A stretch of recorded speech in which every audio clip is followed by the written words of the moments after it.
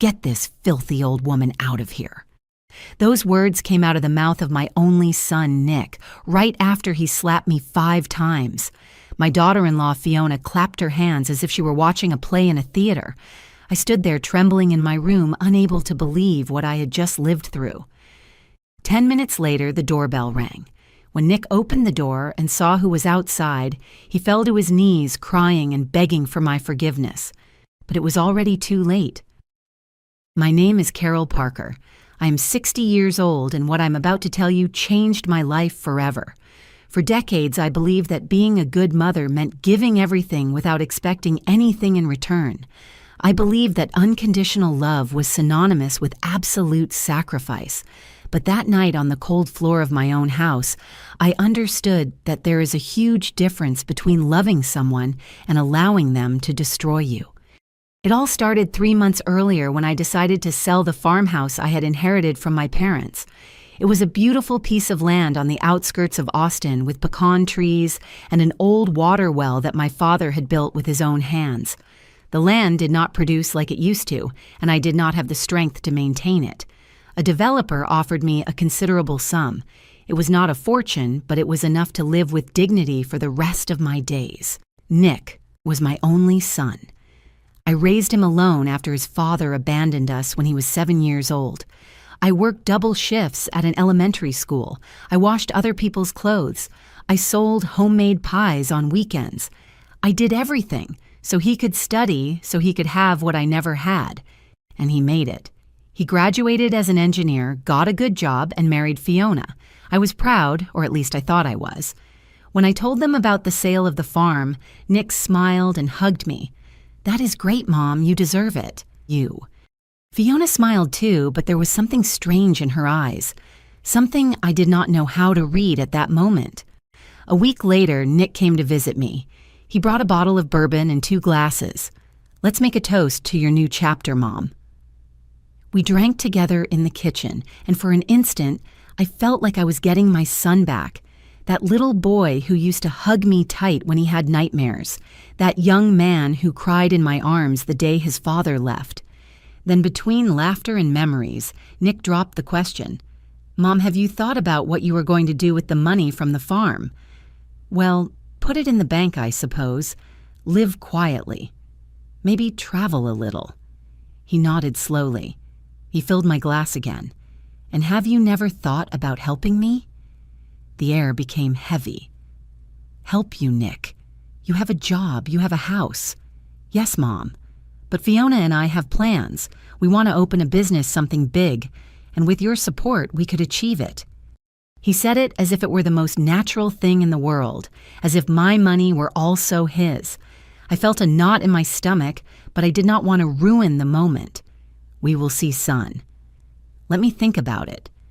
Nick stood up. He was not smiling anymore. "It is okay, Mom. Think about it." And he left. That night, I could not sleep. I stayed up staring at an old photograph I kept on my nightstand. It was a picture of Nick, 5 years old, sitting on my lap in front of the farmhouse. He was holding a pecan he had just picked and laughing with that clean laugh that children have. I was hugging him as if he were my most precious treasure. And he was, but something in his look that afternoon in the kitchen made me doubt. For the first time in my life, I felt afraid of my own son. The days following that conversation with Nick passed slowly, as if time itself were waiting for something. I tried to convince myself that I had misunderstood his words, that my son was just excited about his plans, and that I, as always, was exaggerating. But mothers know we have an instinct that does not fail, and something inside me whispered that things had changed.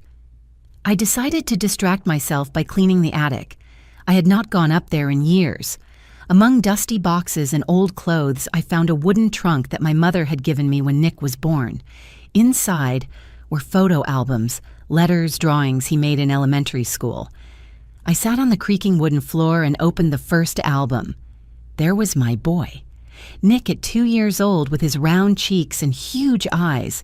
Nick at 4 dressed as a cowboy for Halloween. Nick at 6, the day of his first communion, so serious in his white suit that he looked like a little angel. I smiled. I cried a little too. I remembered when he was 8 years old and got chicken pox. He spent 2 weeks in bed covered in red spots with a fever that would not go down. I slept in a chair next to him, putting cool cloths on his forehead every hour. One morning, he opened his eyes and told me, "Mom, when I grow up, I am going to take care of you, like you take care of me." I believed him. I remembered when he turned 12, and I gave him a used bicycle that I bought with the money I saved for 6 months. It was not new, but I painted it blue and put a bell on it that rang loud. Nick screamed with joy. He hugged me so tight he almost knocked me to the ground and went out to ride around the neighborhood until it got dark. That night, before sleeping, he came into my room and told me, "Thank you, Mom. You are the best mom in the world." I believed him. I remembered when he was 16 and his father, after 9 years of absence, appeared out of nowhere, wanting to make up for lost time. Nick looked at him with contempt and told him, "Time cannot be recovered, and you are not my father."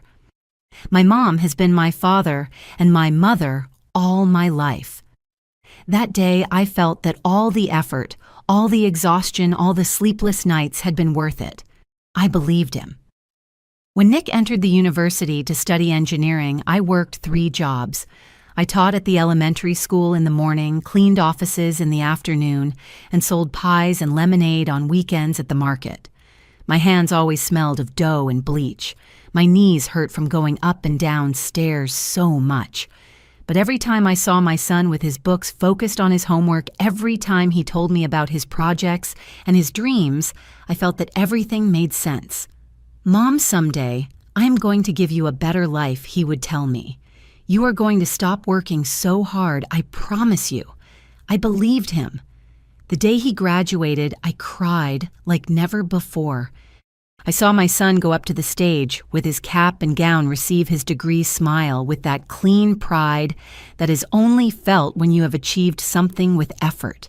When he came down, he looked for me in the crowd, ran towards me, and hugged me. "We did it, Mom, you and me." I believed him.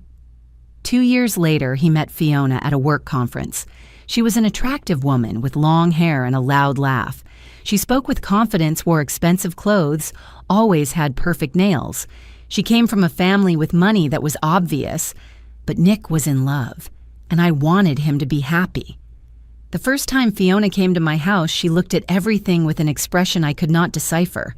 My modest living room with its furniture that was old but clean, my small kitchen where I had prepared so many meals with love, the walls with family photos and a wooden cross I inherited from my grandmother.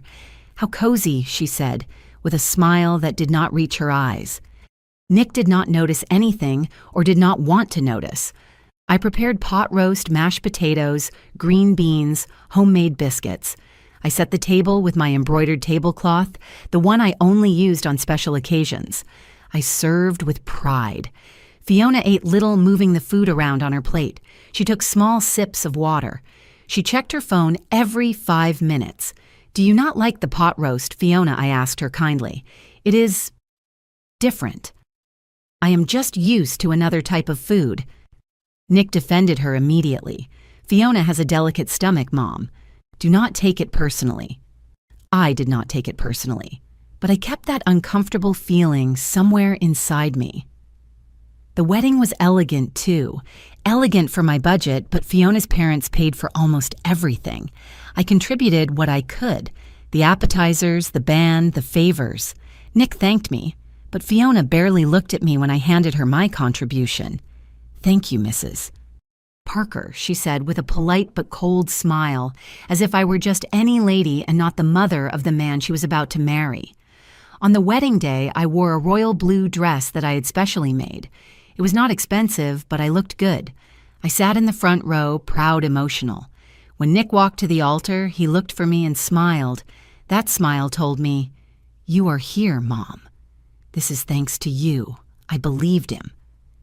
During the first months of marriage, Nick called me every week. He told me about his job, about the house they were fixing up, about the plans they had. I listened happily, grateful that my son had not forgotten me, like so many sons forget their mothers when they get married. But little by little, the calls became less frequent. Once a week became once every 2 weeks, then once a month.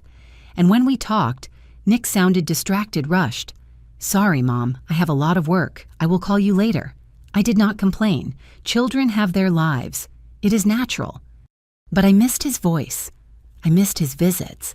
I missed being important to him. One day, Fiona called me. It was the first time she reached out to me directly. "Mrs. Parker, I need to ask you a favor." My heart jumped with hope. Maybe she was pregnant. Maybe I was going to be a grandmother. Maybe everything was going to get better. "Of course, Fiona. Tell me. Nick and I are saving money to remodel the house. Could you lend us about $5,000? We will pay you back in 6 months, I promise. $5,000. It was almost everything I had saved at that moment. "Fiona, I do not have that much money available right now." Silence on the other end. "It is okay, Mrs. Parker. I just thought that since you are Nick's mom, but well, it does not matter. Do not worry." And she hung up. That night, Nick called me, not to say hello, not to ask me how I was, but to scold me. "Mom, Fiona told me you do not want to help us. It is not that I do not want to son. It is that I do not have that money. But you have savings, right?" "Yes, but they are for emergencies for my old age. We are your family, Mom. If you do not help us, who are you going to help?" His words hurt me more than I expected. "Nick, I have given you everything I have had all my life." "Yes, Mom, I know. You always remind me." He hung up. I sat in the kitchen, phone in hand, feeling like something had broken between us. I looked at the old photograph on my nightstand. Nick, at 5 years old, laughing in my arms. Where was that boy? When did he become this man who spoke to me with resentment? That night, I could not sleep. I stayed awake staring at the ceiling, remembering every sacrifice, every sleepless night, every dollar I spent on him before myself. And I wondered if I had made a mistake, if perhaps by giving him everything I had taught him that he did not have to be thankful for anything, if perhaps I had raised a son who saw me as a bank and not as a mother. But I still did not want to believe it, not yet. 3 weeks passed without Nick calling me. 3 long weeks where every time the phone rang, my heart jumped, hoping it was him, but it was never him. I did not want to be one of those mothers who chase their children, who suffocate them with calls and complaints. So I waited. I kept silent. And that silence felt like an abyss growing between us. Finally, one Sunday afternoon, I decided to visit him. I prepared his favorite meal, pot roast with carrots, potatoes, and gravy, just how he liked it since he was a child. I put everything in containers. I took the bus that took an hour to his neighborhood, and I rang the doorbell of his house with my heart full of hope. Fiona opened the door. She was wearing designer sweatpants and a tight blouse. Her hair was pulled back in a perfect ponytail. She looked me up and down as if measuring whether it was worth letting me in. "Mrs. Parker, what a surprise." She did not say it was nice to see me or please come in, just, "What a surprise," with a tone that was not exactly warm. "Hello, Fiona. I brought you some food. Is Nick here?" "He is asleep. He got home late from work last night." I looked at my watch. It was 3 in the afternoon. "Oh, well, I can wait a while if it is not a bother." Fiona sighed as if my presence were a huge inconvenience. But she stepped aside. "Come in." I entered the house that I had helped pay for when they got married. It had changed a lot since the last time I came. New furniture, a huge television, modern paintings on the walls. Everything looked expensive. Too expensive for 2 people who were supposedly saving money. "Everything looks so nice," I said, trying to be polite. "Yes, we made some changes. Nick wants the house to look good." I sat on the leather sofa that still had that new smell. Fiona sat in front of me, crossed her legs, and checked her phone. She did not offer me water. She did not ask me how I was. She just checked her phone as if I were invisible. "And how have you been?" I asked, breaking the awkward silence. "Good, busy. I am glad. Nick works a lot. Yes, that is why we need that business he told you about to have extra income. There it was again, the subject of money. Fiona. I understand you have plans, but you do not want to support your son. I know Mrs. Parker. Her words were like a dry blow. It is not that I do not want to. It is that I have to watch my money too. I am getting old. I cannot work like before. Fiona looked up from her phone and stared at me. There was something cold in her eyes, something calculating. And what do you need so much money for, Mrs. Parker? You live alone in a house that is already paid off. You do not have big expenses. On the other hand, Nick and I have a life to maintain. We have ambitions. We want to grow. I was speechless. I could not believe she was talking to me like that. Fiona, that money is mine. I earned it working all my life. Yeah. We already know that Nick tells me that you always remind him how much you sacrificed for him. The air became thick. I felt heat in my face. I have never thrown anything in my son's face. But you make him feel it, Mrs. Parker. Believe me, you make him feel it. At that moment, I heard footsteps on the stairs. Nick was coming down, messy hair, face puffy from sleep. He was wearing a t-shirt and shorts.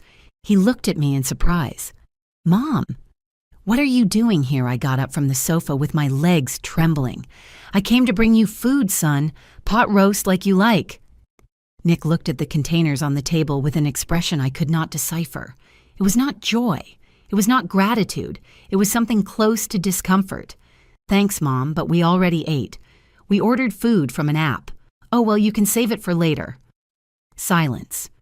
Fiona stood up and walked past Nick, brushing his arm with a familiarity that seemed to say to him, I am on your side. I am going to take a shower. Then we are going out. Right, babe. We agreed to go to the movies. Nick nodded. Fiona went up the stairs without saying goodbye to me. I was left alone with my son. How have you been, Nick? I asked, looking for something, any sign of the boy who used to hug me. Good, Mom. Busy. I see. The house looks very nice. Yes, we have invested in it. Invested? That word sounded strange coming from him. Nick, I want us to talk. About what, Mom? About us. I feel like something changed between you and me. Nick ran his hand through his hair and exhaled with frustration. Nothing changed, Mom. Just that now I have my own life. I have a wife. I have responsibilities. I know, son. But I am your mom. I am always going to be your mom. Yes, I know. But you cannot keep expecting me to be the boy from before. I grew up. His words hurt me more than he imagined. I do not expect you to be a child, Nick. I just expect you to still love me. Nick looked away. He seemed uncomfortable. He seemed annoyed. Of course I love you, Mom, but sometimes I feel like you use that love to control me, control you. What are you talking about the fact that every time I do not do what you expect, you make me feel guilty? Like now with the money thing. I could not believe what I was hearing. Nick, I have never made you feel guilty. I only told you that I cannot give you that money right now because I need it to live. But you can sell the farm and keep everything for yourself, right? There it was. That was what really bothered him. That money is mine, Nick. I am going to use it for my old age. And what about me, Mom? Do I not matter? Of course you matter. But you have a job. You have health. You have a whole life ahead of you. I do not anymore. Nick crossed his arms. His jaw was tense. I knew him. That was his posture when he was angry but did not want to explode. You know what, Mom? Fiona was right. Right about what? That you only think about yourself. That all your life you have made us believe that you sacrificed yourself for me, but in the end, you are just looking for me to owe you something. I felt like a bucket of cold water had been poured over me. That is not true. Yes, it is. And do you know what is the worst part? That I believed it. I believed that I had to spend my life thanking you, paying you back, compensating you. But I am tired, Mom. I am tired of carrying that guilt. Tears began to roll down my cheeks. I could not control them. I never wanted you to feel guilt, Nick. I just wanted you to be happy. Well, let me be happy then. Let me live my life without having to answer to you all the time. I do not ask you to answer to me. Yes, you do. With every surprise visit, with every meal you bring without warning, with every call where you ask me why I do not call you more often. Everything is a silent complaint, Mom, and I am fed up. I wiped my tears with the back of my hand. My son, my only son, the boy I carried in my womb, whom I nursed, whom I took care of when he was sick, whom I hugged in his worst moments, was telling me that he was fed up with me. "It is okay, Nick," I said with a broken voice.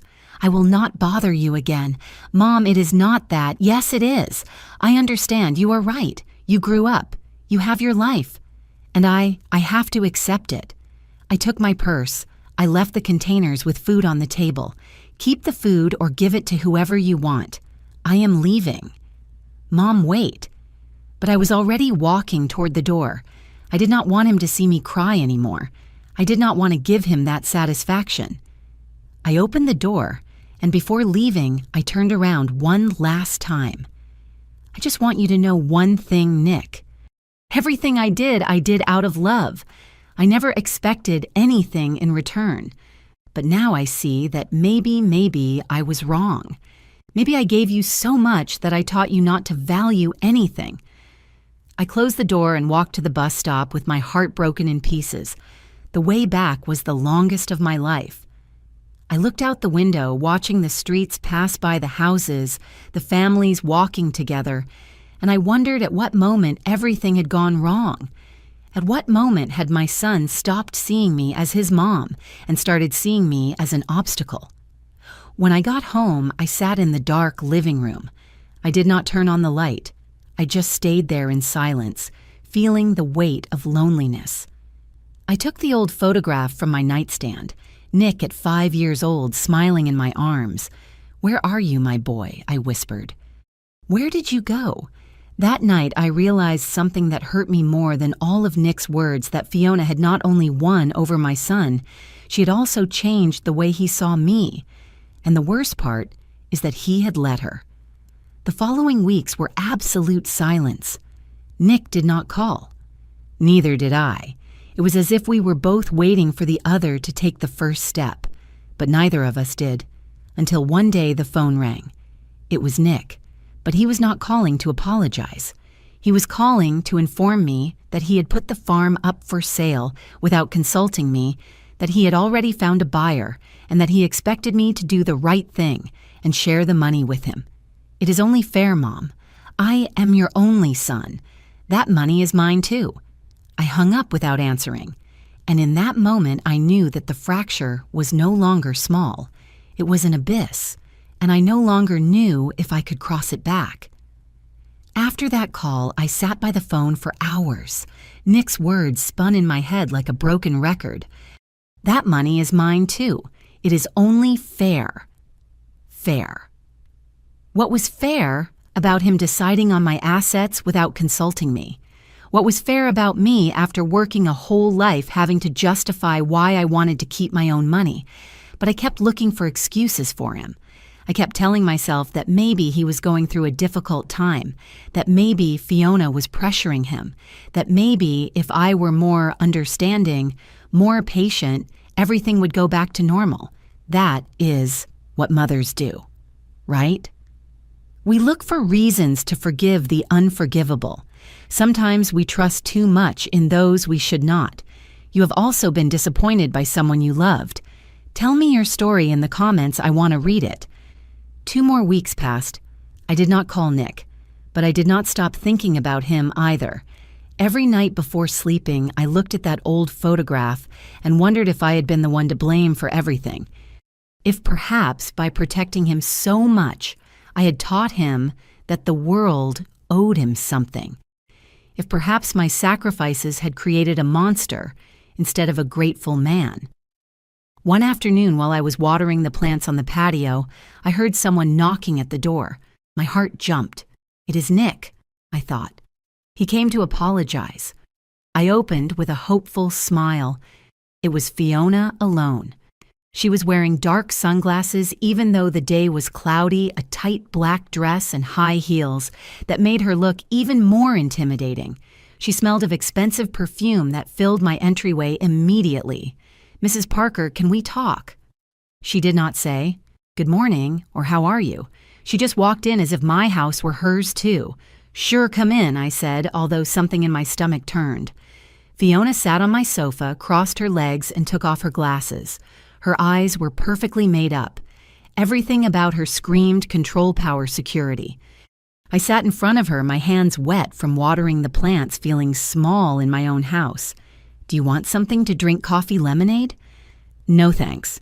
I came straight to the point, as if this were a business meeting and not a conversation between family. Fiona took out her phone, swiped her finger across the screen, and showed me an image. It was a brochure for a commercial space in a very well-located area of the city. "This is the business that Nick and I want to open. A gourmet cafe with an artisanal bakery. We already ran the numbers. With an initial investment of $200,000 in 2 years, we would be recovering the investment and generating profits of 30%. $200,000. I felt the air escaping me. "Fiona, I do not have that much money, but you are going to have it. The farm sold for $550,000. The contract is already signed. The money will be available in 3 weeks. I froze. How do you know that? Fiona smiled. It was not a kind smile. It was the smile of someone who holds all the cards. Nick tells me everything, Mrs. Parker. We are a team.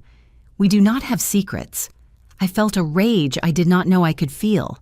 That farm is mine. I decided to sell it.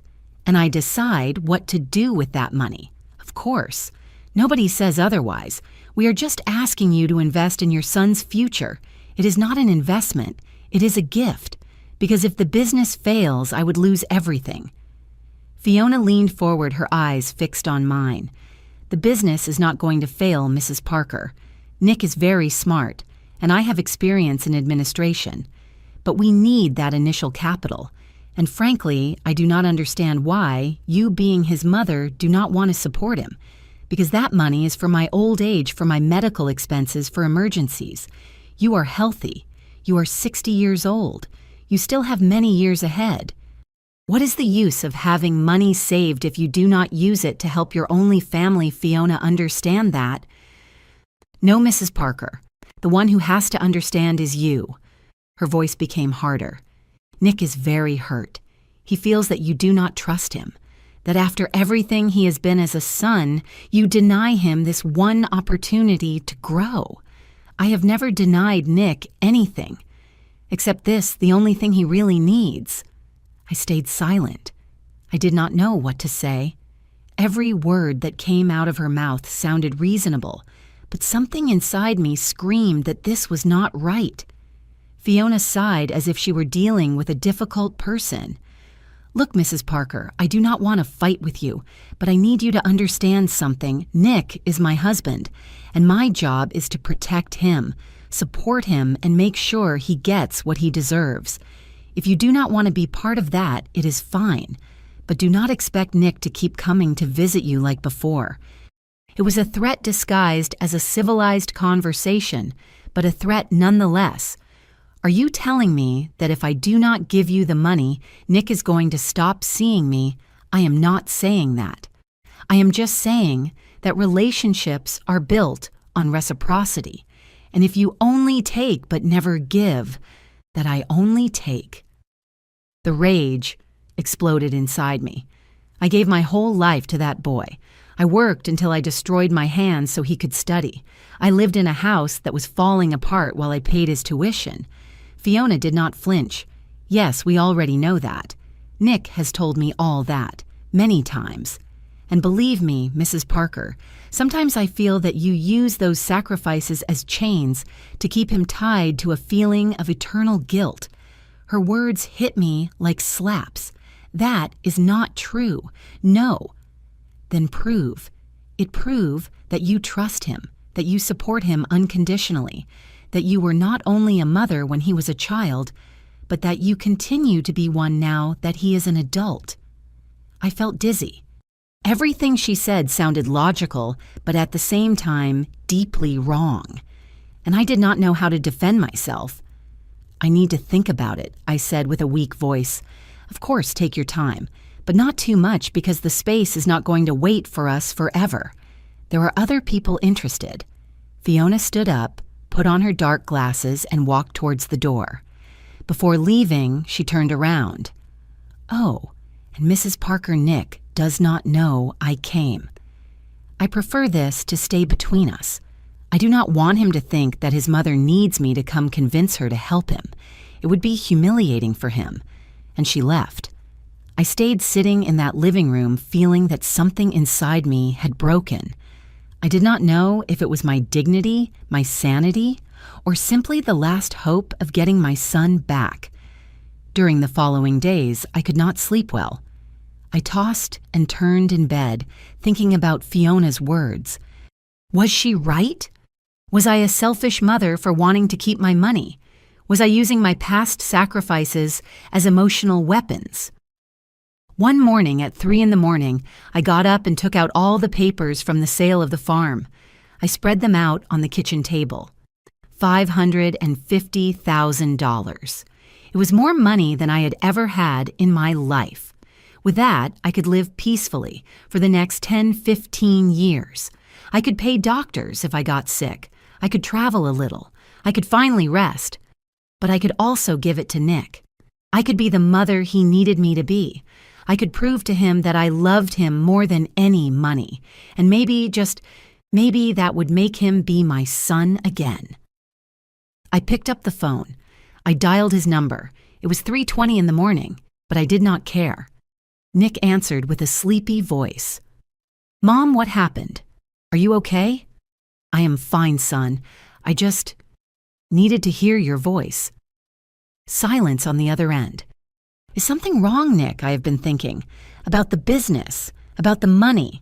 I heard him move. Now he was more awake. And I want to support you. Seriously. There was emotion in his voice. Genuine emotion. Like when he was a child and I promised him something he really wanted. Yes. I want you to be happy. I want you to achieve your dreams. Mom, you do not know what this means to me. I know, son. That is why I am doing it. I love you, Mom. I love you so much. Those 3 words. How much time had passed without hearing them? I love you too, Nick. We hung up, and for the first time in weeks I could sleep, but it was a restless sleep full of confusing images. Nick as a child turning into an adult, Fiona smiling, my mother telling me something I could not hear, the farm crumbling. The next morning, Nick came to visit me. He brought flowers and donuts. He hugged me at the door, tight, like when he was young. Thank you, Mom. Thank you for believing in me. Fiona stayed in the car. She did not get out. She just waved at me from the passenger seat with a smile I did not know how to interpret. We sat in the kitchen. Nick unwrapped the donuts, poured coffee, and explained everything about the business to me. He spoke with such enthusiasm that for a moment I saw my son again, the boy who dreamed of being great, the young man who promised me that someday he would give me a better life. It is going to work, Mom. I promise you. In 2 years, I am going to pay you back your money with interest. I do not need you to pay me back, son. It is my gift to you. Nick took my hand. No. This is an investment. You are my partner. When the business takes off, you are going to receive profits. You deserve it. I believed him. I wanted to believe him. I needed to believe him.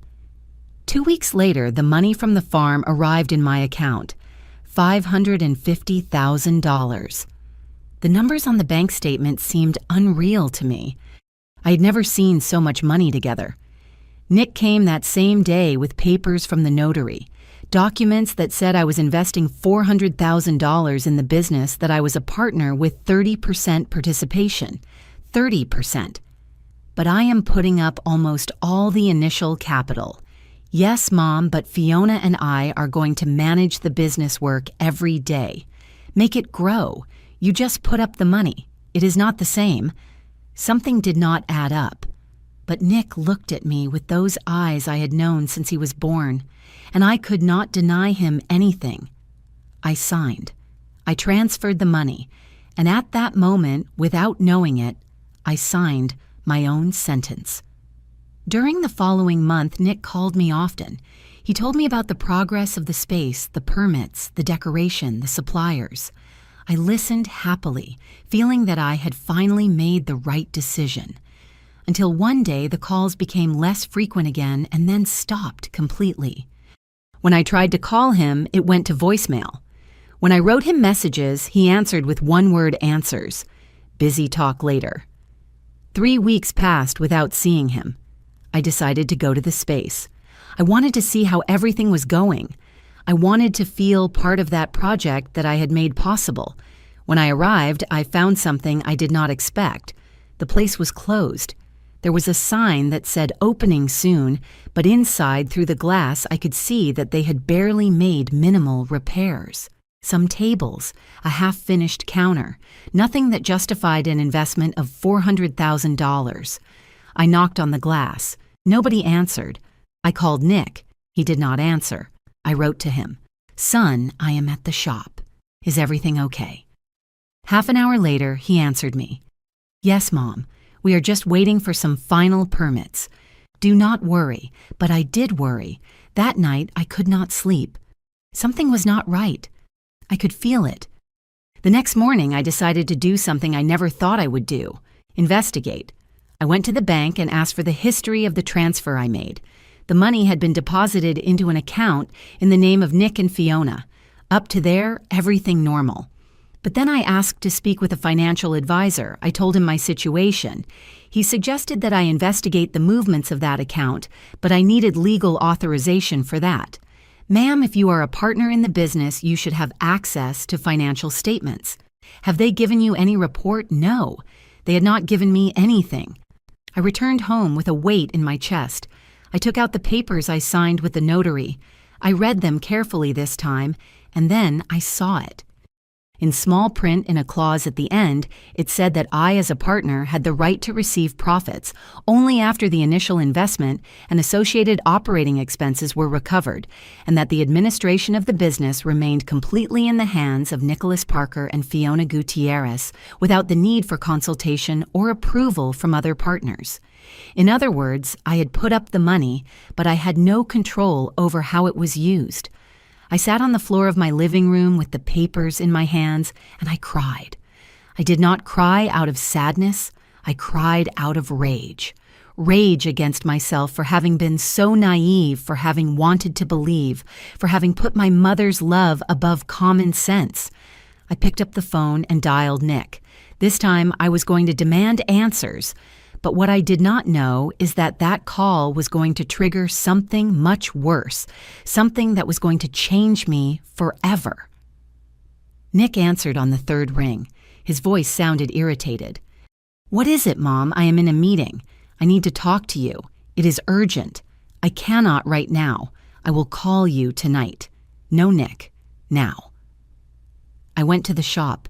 I saw that there is barely any progress, and I read the papers I signed well. "I need you to explain to me what is happening." Silence on the other end, a long silence that made my skin crawl. "Mom, things take time. You cannot expect everything to be ready in a month.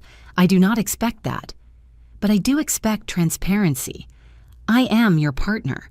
I invested almost all my money. I have a right to know what it is being used for. Now you are going to audit me.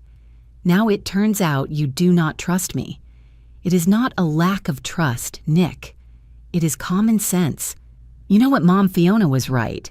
You did not give that money from the heart. You gave it with conditions, with suspicions, with a desire to control. That is not true. Of course it is. And do you know what is the worst part? That you make me feel like a thief, as if I had taken something from you, when the only thing I did was accept the support of my own mother. Nick, I do not want to talk right now. When you calm down, we will talk." And he hung up. I stayed with the phone in my hand, trembling with frustration. How was it possible that he made me feel guilty for asking for explanations about my own money? I decided to take action. If Nick was not going to give me answers, I would look for them myself. The next day, I hired an accountant, an older gentleman that a neighbor recommended. I explained the situation to him. I showed him the papers. He read them carefully, shaking his head from side to side. "Mrs. Parker, this contract is designed to protect the administrators, not you. Technically, they can use your money however they want, and you cannot claim anything until the initial investment is recovered, which can take years. Or never happen. Never. And what can I do?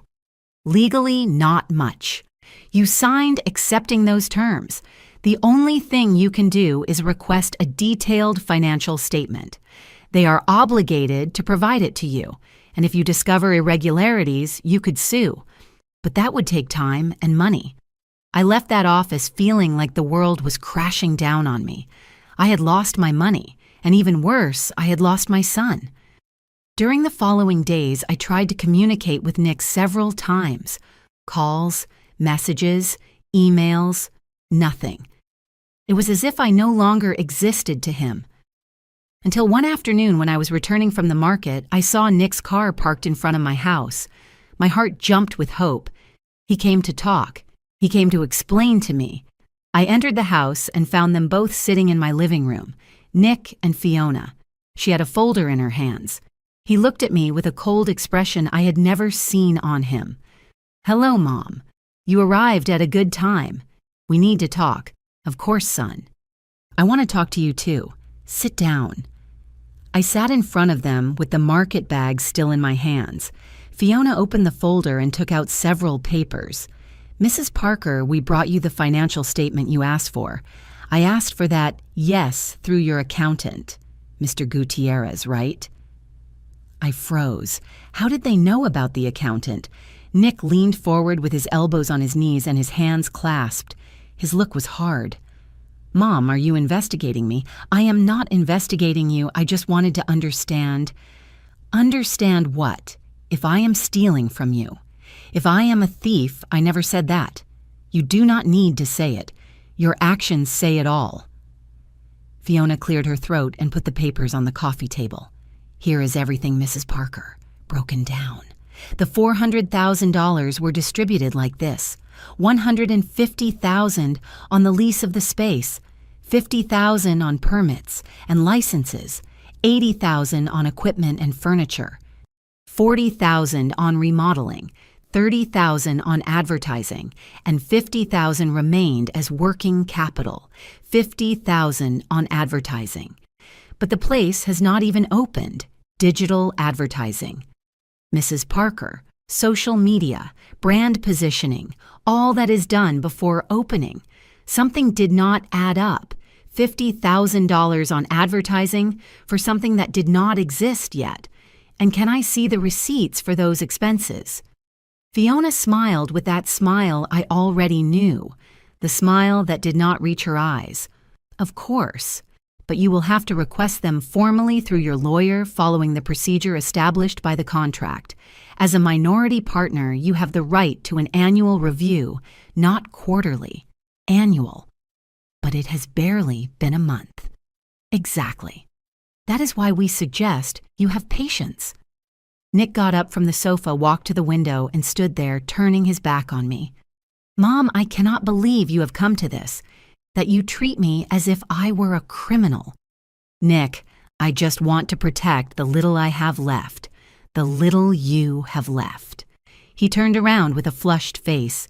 "You had more than $500,000 more money than I have seen in my life, and still you act as if you were in poverty because that money was for my old age.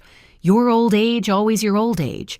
And what about my future? What about my dreams? What about what I need? Nick, you have youth, health, a job, and you have money that you do not want to share. Do you know how many times Fiona and I have had to borrow because we do not have enough? Do you know how many opportunities we have lost because we do not have capital, while you are sitting in your house saving money as if it were gold? His words pierced me like knives. I gave you $400,000 that now you want back because you do not trust me, because you have never trusted me. That is not true, son. Yes, it is. All my life, I have had to prove that I am enough, that I am worth something, that I deserve your approval, and it is never enough. Never.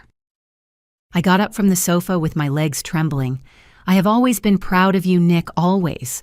No, you have been proud of the idea of me, of the perfect son who sacrificed your life to raise, but of the real man I am, with defects and needs of that one, you have never been proud. I did not know what to say. The words got stuck in my throat. Fiona got up too, gathered the papers and put them in the folder. Mrs. Parker, I think you need time to calm down, but I am going to tell you something with all due respect. Nick is a wonderful, hardworking, honest, ambitious man, and I am not going to allow anyone, not even his mother, to make him feel less than he is. I have never wanted to make him feel like that. But you do with every doubt, with every question, with every gesture that says, I do not trust you.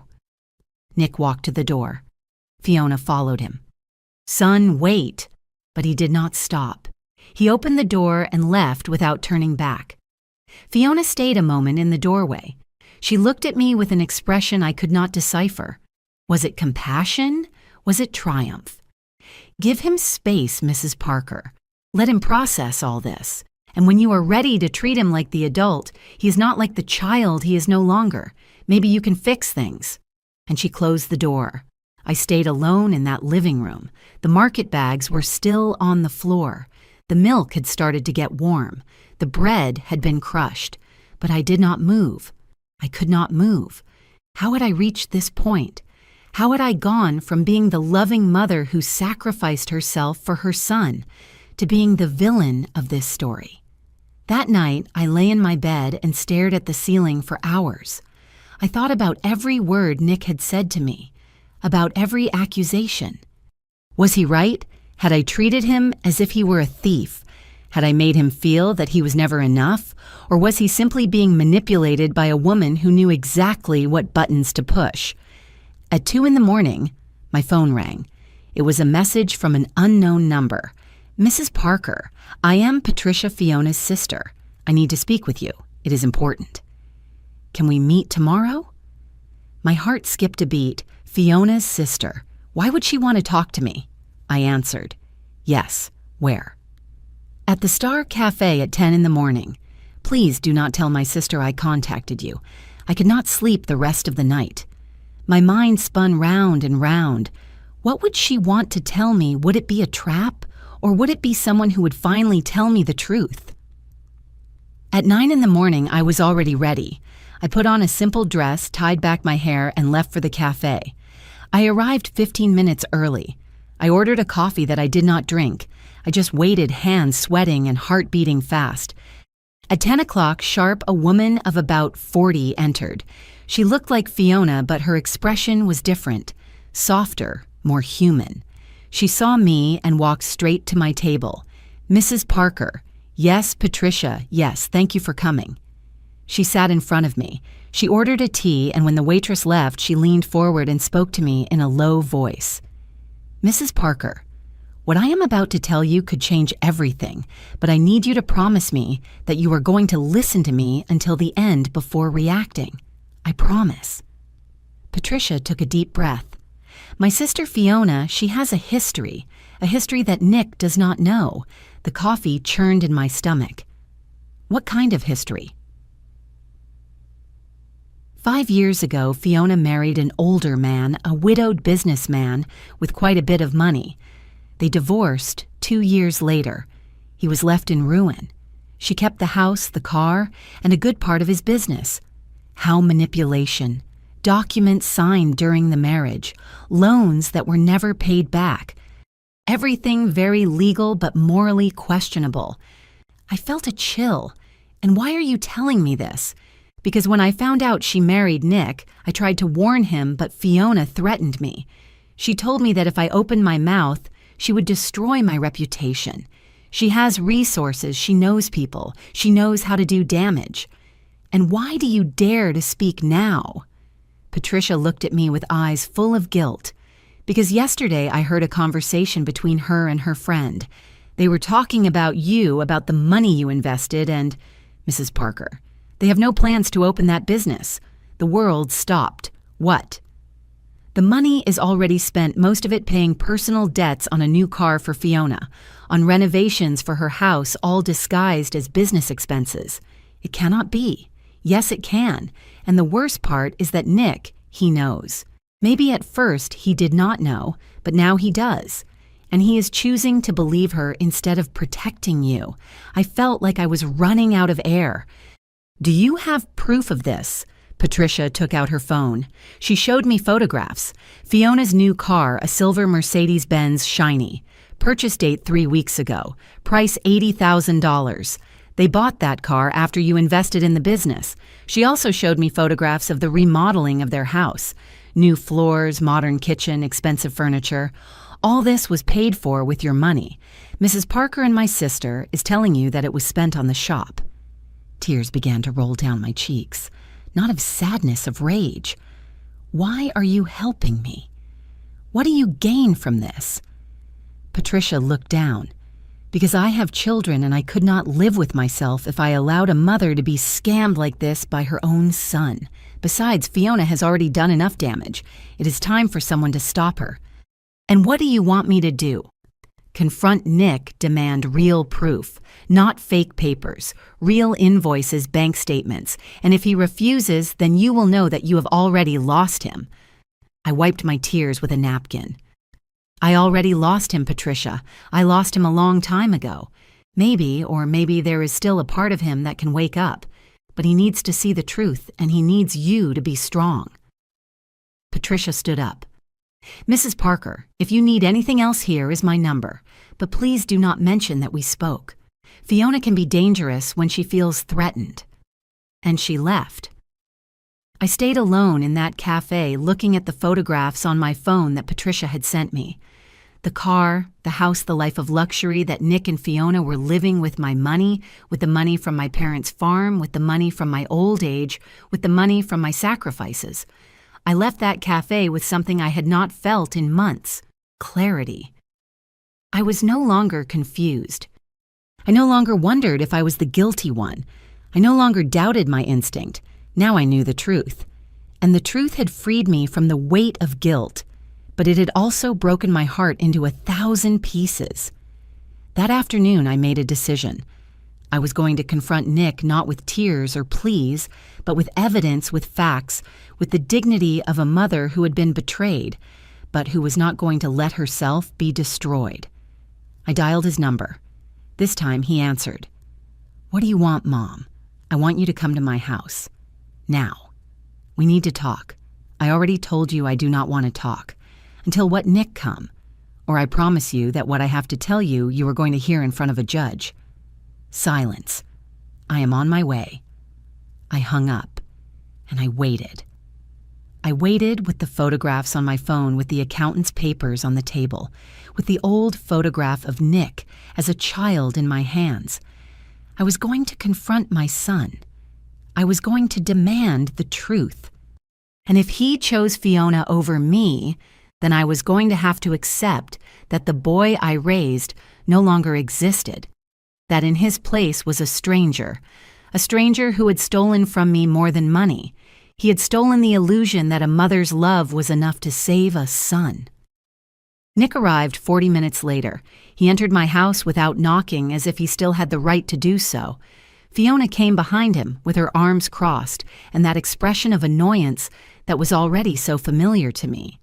And now what, Mom? What is so urgent that you threaten me with lawyers? I did not answer immediately. I let them in. I closed the door, and I walked to the kitchen table where I had prepared everything. "Sit down. I prefer to stand," said Fiona. "I was not asking you." My voice sounded different, firmer, colder. Fiona blinked in surprise, but she sat down. Nick, too. I remained standing in front of them with my arms crossed. "Nick, I'm going to ask you a question. And I want you to answer me looking me in the eyes. Was the money I invested in your business really used for the shop? We already showed you the financial statement. I did not ask you for papers. I asked you. Look me in the eyes and tell me. Was that money used for the business? Nick looked away, and in that moment I knew with absolute certainty. I took out my phone. I opened the photographs Patricia had sent me. I put the phone on the table in front of them. That silver Mercedes. When did you buy it? Fiona went pale. Nick looked at the photographs and then at me. Mom, I can explain. Explain then. Explain to me how you bought a car for almost $80,000 if supposedly all the money was invested in the business, that car. We financed it. With what down payment? With what collateral? You told me you had no capital. Silence. I swiped the phone to show the photographs of the remodeling of their house. And this new floors, modern kitchen, designer furniture. You did all this after I invested in your business. Did you finance it too? Nick ran his hands through his hair. He was nervous. He was sweating. Mom, some things we paid with savings. Do not lie to me. My voice thundered in that kitchen. Do not dare lie to me in my own house after stealing from me. I did not steal anything from you. That money you gave to me. You invested it in my business. What business, Nick? What business I took out more photographs, images of the shop, taken that same morning. I went to the shop early today. It is still the same. No progress, no new furniture, nothing. Where is the $80,000 of equipment and furniture? Where is the $40,000 for remodeling? Fiona stood up from the chair. Mrs. Parker, you do not understand how businesses work. There are expenses that are not visible. Shut up, I screamed at her for the first time in my life. Do not speak to me. You have no right to speak to me after what you have done. Mom, do not talk to my wife like that. Your wife. Your wife. I laughed bitterly. Your wife is a professional scammer, Nick, and you know it. Either you are her accomplice or you are her idiot. You decide which of the two things you want to be. Fiona took a step toward me with her eyes blazing. Watch what you say, Mrs. Parker. You could get into trouble. Trouble. What are you going to do to me? Sue me for telling the truth. Go ahead, do it, because I am going to sue you too, for fraud, for scamming, and I am going to make sure everyone knows who you really are. Mom, that is enough. Nick stood up. No, it is not enough. Do you know what I know, Nick?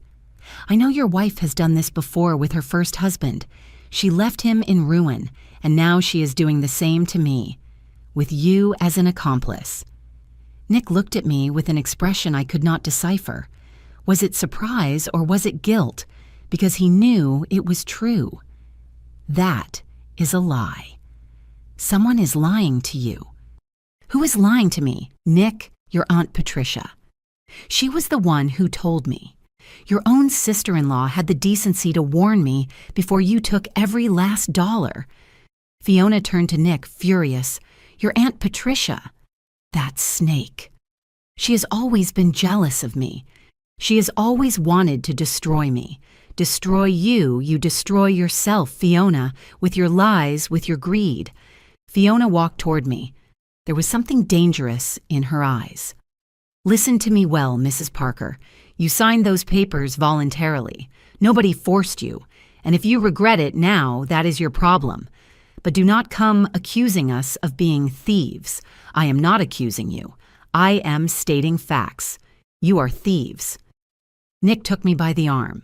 Mom, calm down. We can fix this. We can talk. I pulled away with a sharp movement. There is nothing to fix, Nick, and there is nothing to talk about. I want my money back, the $400,000, or the real receipts for every expense, invoices, bank statements, everything. You have 1 week. We do not have that money available right now. Then sell the car, sell the furniture, mortgage the house if necessary. But you are going to return what is mine. Fiona let out a dry laugh. That is not going to happen, Mrs. Parker. Read the contract. There is no immediate repayment clause. Then I will see you in court. Perfect. See you there. But I warn you that trials are long, expensive, and you are going to spend the rest of your money on lawyers. In the end, you are not going to get anything. I felt something inside me break. She was right. The system was designed to protect people like them. And I, an older woman without resources, was going to lose. But I was not going to let them see me weak. Maybe I will not recover my money, but I am going to recover my dignity. And I am going to make sure everyone knows who you are. Starting with your family, Nick, your Uncle Robert, your cousins. Everyone is going to know that my son stole from me. I did not steal from you. Yes, you did. You stole from me. You lied to me. And worse yet, you allowed this woman to use me as if I were a bank they could loot without consequences. Nick looked at me with watery eyes. For a moment, I saw a glimpse of the boy he was. But it was only a moment. Mom, I did not want us to come to this. But we did. Because of your decisions. Because of your cowardice. I am not a coward. Yes, you are. A brave man protects his mother. A brave man does not let anyone hurt her. But you chose her over me. And you are going to have to live with that for the rest of your life. Fiona grabbed her purse. Let's go, Nick. We have heard enough. But Nick did not move. He stayed there looking at me with tears rolling down his cheeks. Mom, I love you. I really love you. No, you do not love me. Because if you loved me, you would not have allowed us to reach this point. It is just that you do not understand. Fiona and I have dreams. We have goals. And sometimes you have to make sacrifices. Sacrifices you call stealing from your mother a sacrifice. It is not theft. It is an investment in your life of luxury, in your whims, while I am left with nothing. Nick wiped his tears with the back of his hand. You still have $150,000. You are not on the street. His words hit me like a fist. $150,000. That is what your mother is worth to you. That is what I deserve after giving you my whole life. Mom, it is not like that. Yes, it is, Nick. And the worst of all is that I am to blame. Because I raised you believing that the world owed you something. That you deserved everything without having to make an effort. I gave you so much that I taught you not to value anything. Fiona pulled Nick by the arm. Let's go. Now. We are not going to keep listening to this. Nick looked at me one last time. There was pain in his eyes, but there was also resentment. Goodbye, Mom. And he left.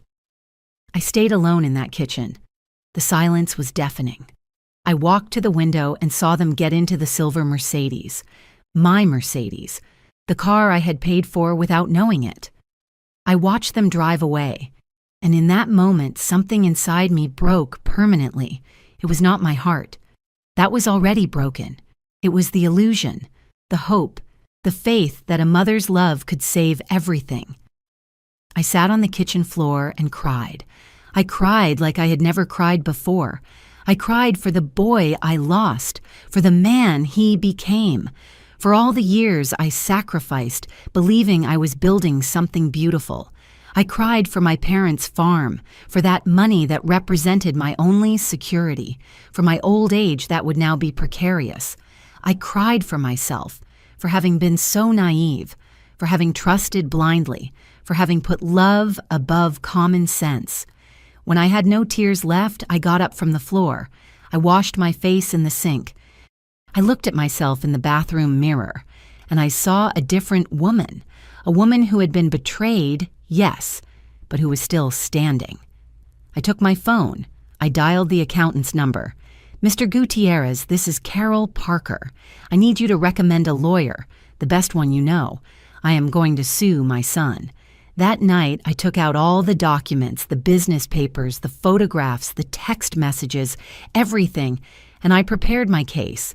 I did not know if I was going to win, probably not, but I was not going to stay silent. I was not going to let Nick and Fiona continue with their lives as if they had not destroyed mine. I looked at the old photograph of Nick as a child in my arms, and for the first time in my life, I put it away in a drawer. I did not want to see it anymore, because that boy no longer existed, and I had to stop crying for a ghost. The next morning, I went to the office of the lawyer the accountant recommended. A man of about 50 with gray hair at his temples and a serious look. I told him everything. I showed him everything. He listened in silence. He reviewed the papers. And finally he spoke.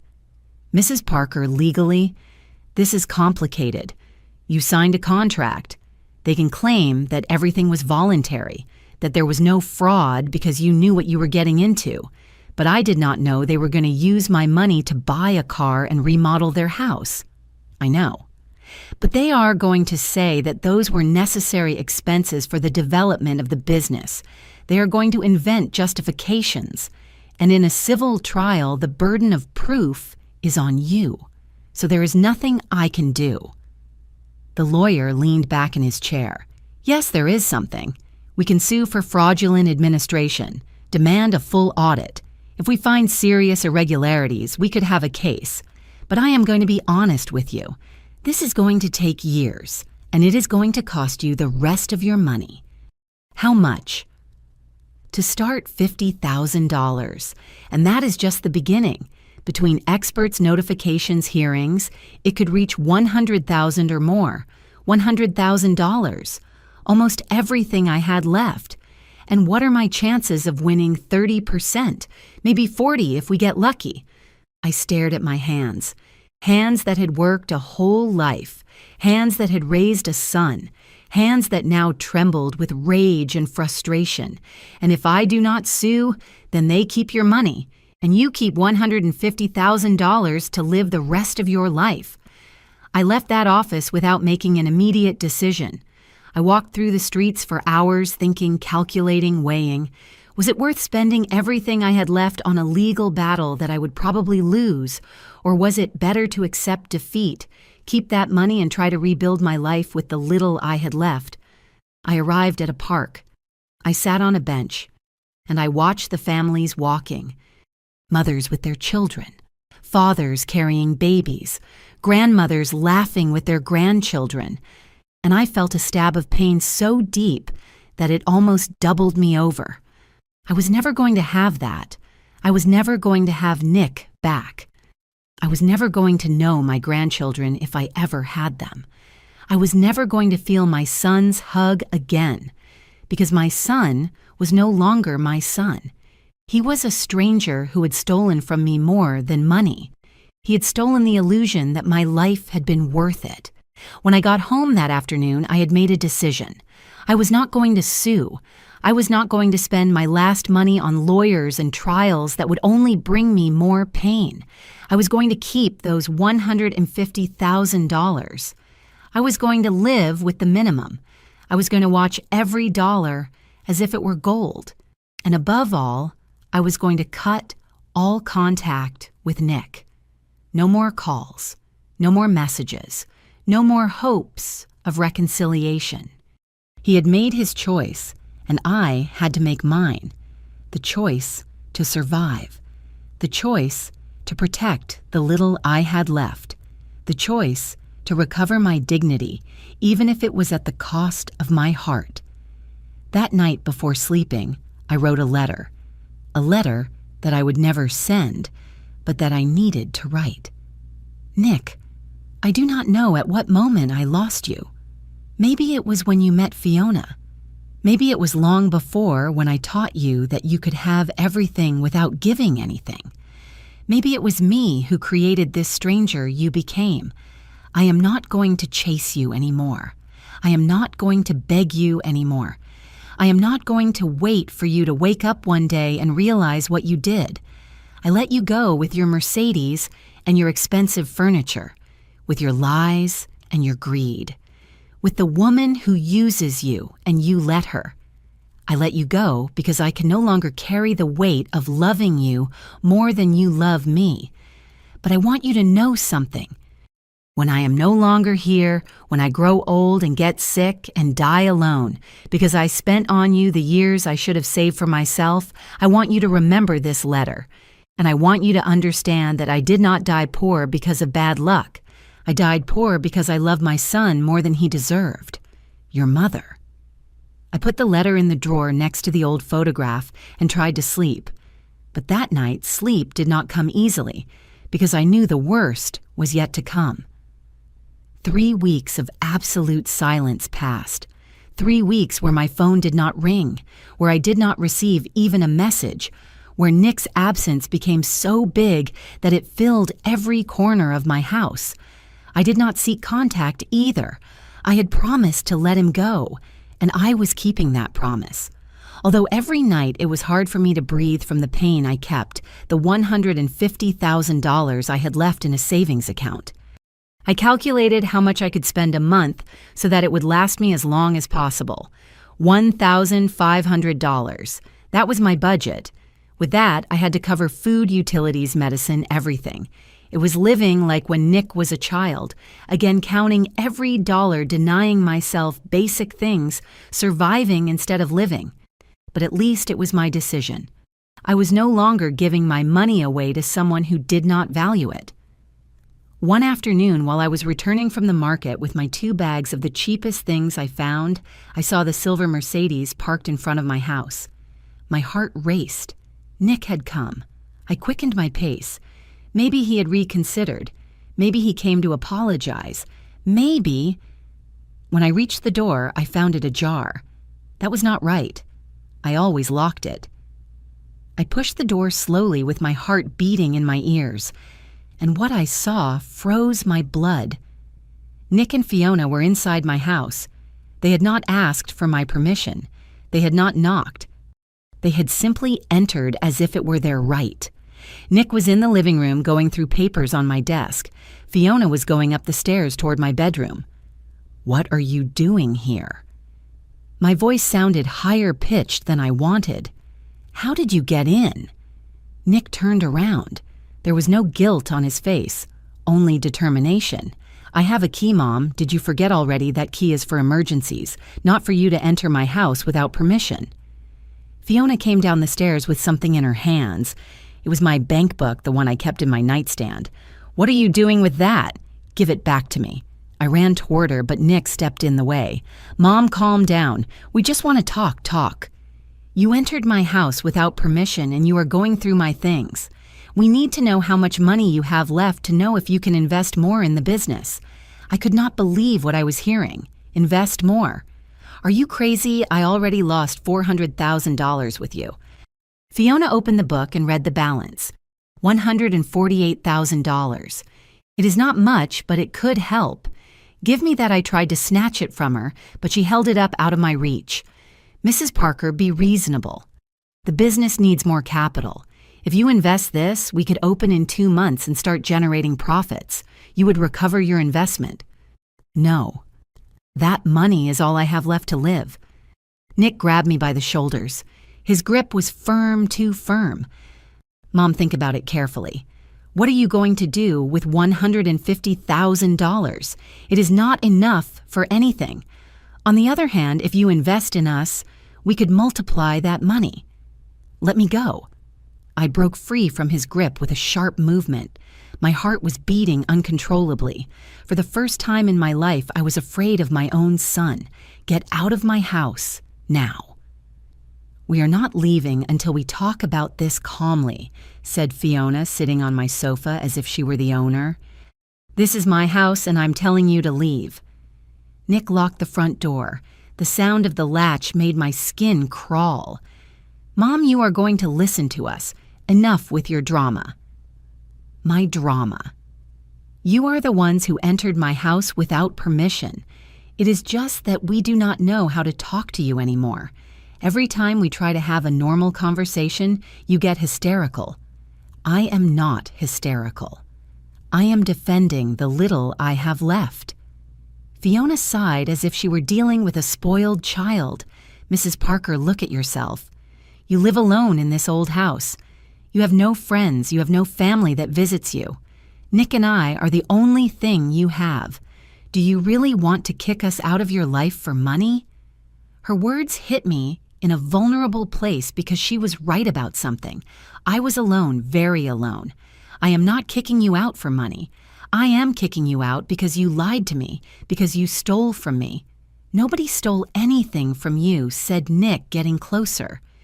That money was invested and it is going to bear fruit. But we need more time and more capital. I do not have more capital. Yes, you do. You have this house. I froze. What Fiona took some papers out of her purse. She spread them out on the table. You could put this house as collateral for a loan. With the value of the property, we could get at least $300,000 more. Mortgage my house. Are you crazy? It is not mortgaging it. It is using it as collateral. Once the business works, we pay the loan and you get your house back. It is a win-win. No, this house is the only thing I have left. It is the roof over my head. Nick knelt in front of me. He took my hands. His eyes were wet. Mom, please, I beg you. Trust me one more time, just one more time. I promise you that this time it is going to work. I promise you that I am going to pay you back everything, with interest. You are going to live peacefully the rest of your life, but I need you to trust me. I looked into his eyes, and for a moment I saw a glimpse of the boy he was, of the boy who hugged me when he was afraid, of the boy who promised me he would never leave me alone. But it was only a moment. No. Nick let go of my hands. His expression changed. There was no longer a plea. There was coldness. It is okay. Then this is going to get difficult. What does that mean? Fiona got up from the sofa. It means that if you do not want to cooperate voluntarily, we will have to look for other ways. What other ways? Legal. You are a partner in the business. You signed papers. If the business requires more capital and you refuse to contribute it, we could sue you for non-compliance. That is ridiculous. I already contributed $400,000. Yes, but the contract states that partners must contribute proportionally according to the needs of the business. And the needs have changed. I could not believe what I was hearing. You had set a trap for me from the beginning. You planned this from the start. It was all a trap. Nick stood up. There was no longer emotion on his face. It was not a trap, Mom. It was an opportunity, and you wasted it with your distrust. My distrust. You stole from me. Nobody stole from you. You are paranoid, you are bitter, and you are ruining your relationship with me for money. It is not for money. It is for respect, for honesty, for the minimum a mother deserves from her son. Nick took a step toward me.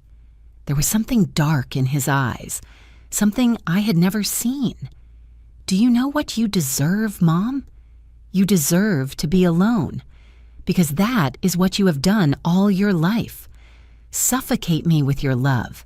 Make me feel guilty for existing.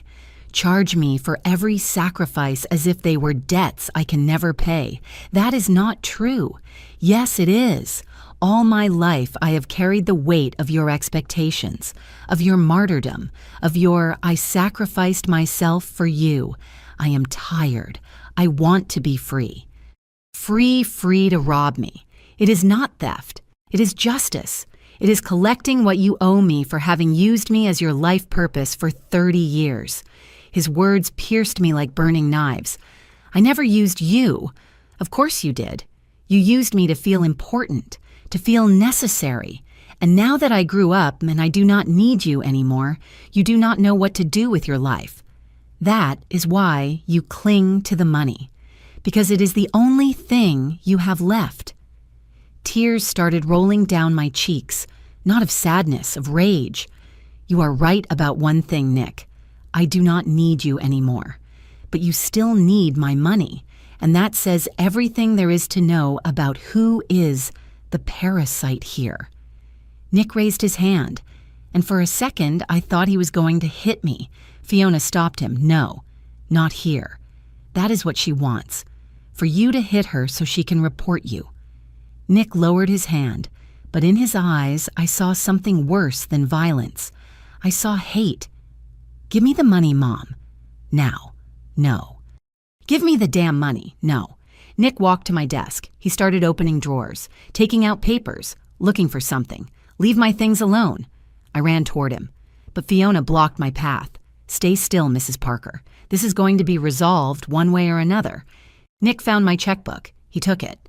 "No, give that back to me. You are going to sign a check for $140,000. Now, never. You are going to sign it." He pushed me toward the table. He put the checkbook in front of me. He put a pen in my hand. "Sign." "No." Nick squeezed my arm. Hard. So hard I felt like he was going to leave a mark. "Sign, or I swear you are going to regret it. Let me go.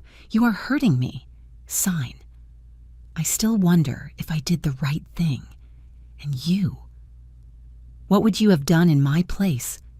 In that moment, something inside me broke. It was not pain. It was not fear. It was anger. An anger I did not know I could feel. I took the pen, and instead of signing the check, I threw it at his face. "Go to hell." Nick stepped back, touching his face. The pen had left a red mark near his eye, and then it happened. His hand went up and came down on my cheek. A slap. The sound resonated throughout the house. It was not the pain that broke me. It was the betrayal. My son had hit me. Before I could process what had just happened, his hand went up again, and again, and again. 5 times. 5 slaps that were not just on my face. They were on my heart, on my soul, on everything I had been as a mother. I fell to the floor, my hands trembled, my face burned, my ears rang, and I heard the words I will never forget. "Get this filthy old woman out of here." Fiona clapped. She literally clapped as if she were in a theater. "Well done, babe. It was about time you set limits with her." I stayed on the floor, trembling. I could not move. I could not speak. I could only feel the burning on my face and the ice in my heart. Nick looked at me from above. There was not even hate in his eyes anymore, only indifference. "Get up, Mom, and go to your room. We need to talk alone about how we are going to resolve this." With my legs trembling, I got up. I said nothing. I did not look at them. I just walked to my room as if I were a ghost. I closed the door. I lay on the bed, and I stayed there staring at the ceiling, feeling my world crumbling. I could hear them talking downstairs. Their voices were calm now. They were planning something. They were deciding my fate as if I did not exist. 10 minutes. That was all the time that passed before the doorbell rang. I heard Nick curse. I heard his steps toward the door. I heard the door open. And then I heard silence. A heavy silence. A silence that meant something. I got up from the bed. I opened my bedroom door slowly, and I went down the stairs. What I saw filled me with a satisfaction I did not know I was capable of feeling. Nick was on his knees in the entryway crying, begging. "Please, please, Mom, forgive me. I did not mean to, please." In front of him were 2 police officers and a man with a briefcase, the sheriff's deputy. I looked toward the window. I saw the patrol car parked in front of my house, and I understood. Someone had called the police. Someone had heard the screams, the slaps, the insults. Maybe it was the neighbor, Mrs. Mendez, who was always aware of everything. Maybe it was someone passing by on the street. It did not matter who. What mattered is that they had arrived. One of the officers approached me. He saw my swollen face, the red marks, the watery eyes. "Ma'am, are you okay? Did this man assault you?" I did not answer immediately. I looked at Nick. I saw his pleading eyes. I saw his tears. I saw his terror. And for a moment, I felt pity. But only for a moment. Yes, my son hit me. Nick sobbed louder. "Mom, no. Please do not do this." The officer turned to him. "Sir, you are going to have to come with us." No, officer. It was a misunderstanding. We were arguing and..." The marks on the lady's face are not a misunderstanding. It is domestic violence. You have to come with us. Fiona came running out of the living room. This is ridiculous. She provoked him. She started everything. The second officer stopped her. Ma'am, calm down. Are you family? I am his wife. Were you present during the assault? Fiona hesitated. Yes, but... Then you also have to come to give a statement. But we did not do anything wrong. The man with the briefcase approached me. He spoke with a professional but kind voice. Mrs. Parker, I am Officer Ramirez from the Sheriff's Department. I have an eviction order for these two people. Do you confirm that they are Nicholas Parker and Fiona Gutierrez? My heart beat fast. Eviction order. From where the officer showed me some papers from the property located at 345 Oak Street. According to our records, that property is in the bank's name with a mortgage loan that has not been paid in 3 months. The bank requested the eviction. I looked at Nick. His face was pale. You did not pay the mortgage on your house. He did not answer. He just sobbed.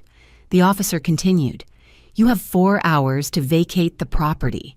After that time, the bank will take possession, and any belongings left inside will be property of the bank. Fiona screamed. This is a trap. Someone set a trap for us, ma'am. The bank followed the legal process. There were notifications, warnings. You ignored everything. Nick looked at me with desperate eyes. Mom, please help us. We have nowhere to go. The officer lifted him from the floor. Sir, stop begging and come with us. Now, Mom, please, I am your son. I did not answer. I just watched them be escorted to the patrol car. Fiona was shouting insults. Nick was crying like a child.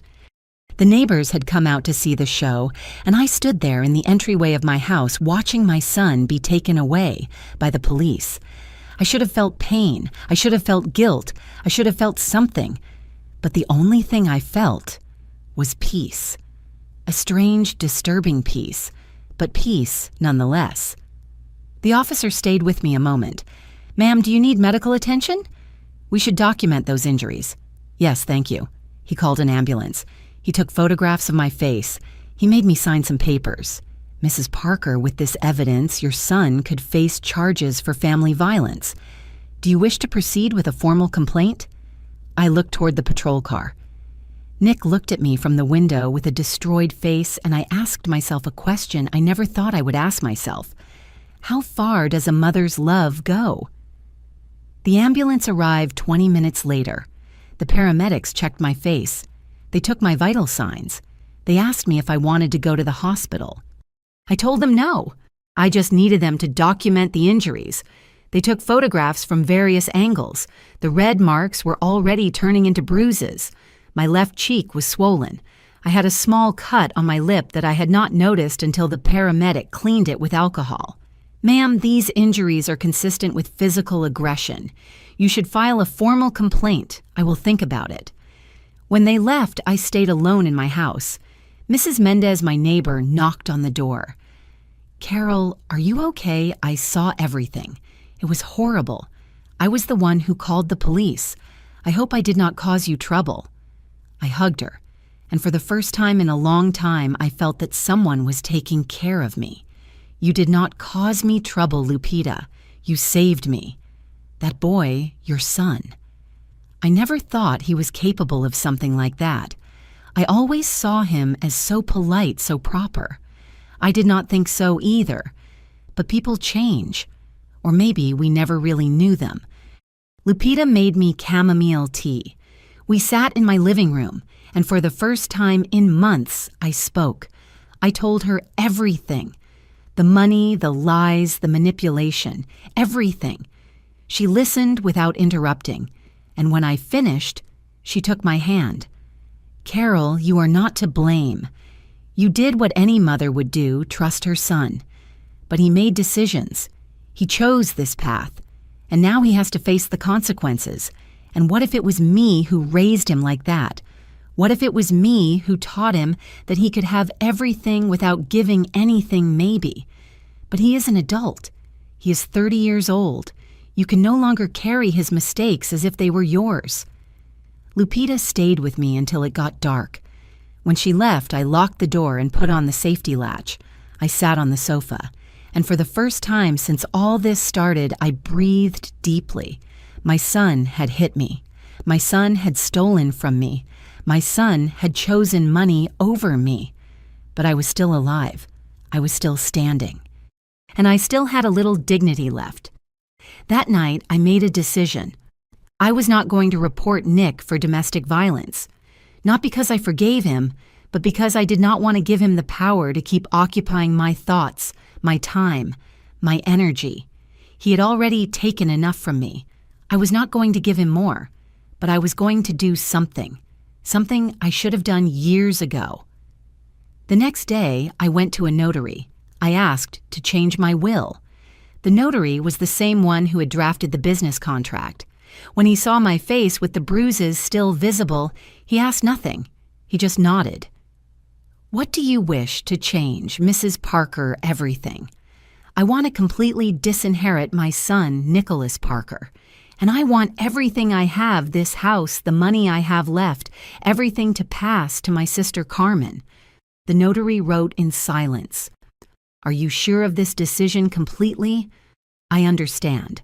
I am going to need you to sign here, here, and here." I signed without hesitation. Every signature felt like recovering a piece of myself. "When does it go into effect?" "Immediately. As of today, your son is no longer a beneficiary of your estate." I left that notary's office feeling lighter than I had felt in months. Nick could no longer expect anything from me when I died. He could no longer count on an inheritance he did not deserve. He could no longer sell my house to pay his debts. Everything was going to be for Carmen, my older sister. The one who was always there, even though she lived far away. The one who called me every week to know how I was. The one who never asked me for anything, but always offered me everything. When I got home, I called Carmen. She lived in Chicago with her husband and her 2 children. We had not seen each other in person for a year. "Carol, what happened?" "You sound strange," and I told her everything, from the beginning.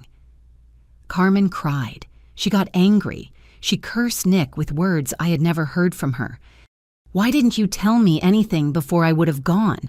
I would have helped you." Because I was ashamed to admit that my son had scammed me, that he had hit me, that all my sacrifice meant nothing to him. "Carol, listen to me well. You have nothing to be ashamed of. Nothing. You were an extraordinary mother, and if Nick does not value it, that is his problem, not yours. I changed my will. Everything I have is for you now." Carmen kept silent for a moment. "I do not need your inheritance, Carol. I need you to be okay, to be safe, not to be alone. I am not alone. I have you, and you will always have me. Hey, what do you think if next month I come to visit you, I will stay a week? We can talk, eat, go for walks, like when we were girls." Tears rolled down my cheeks, but this time, they were different tears. Not of pain, of relief. I would love that, Carmen. I would love that very much. That night, I slept better than I had slept in months. I did not dream of Nick.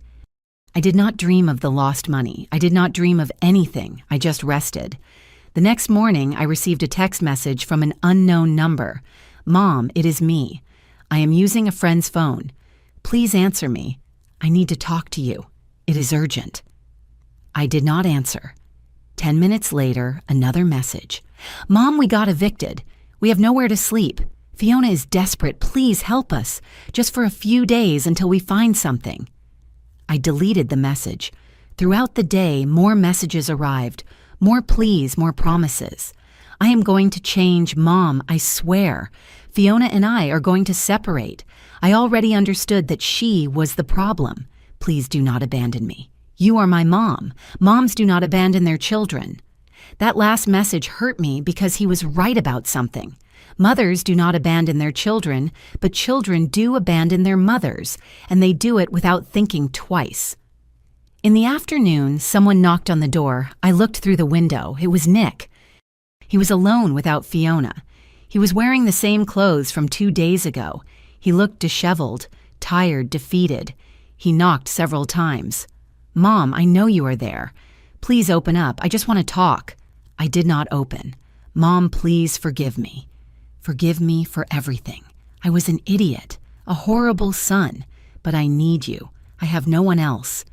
I stayed on the other side of the door with my hand on the knob, feeling my heart breaking. Mom, if you do not forgive me, I understand, but at least let me sleep on your sofa. Just one night. I promise you tomorrow I will leave and never bother you again.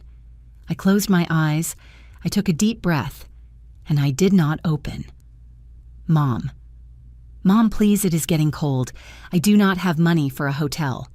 His voice cracked. He started crying on the other side of the door. I am so sorry, Mom. I am so sorry. I was a monster to you. I let myself be manipulated. I lost my mind. But I swear to you that I am going to change. Give me a chance. Just one.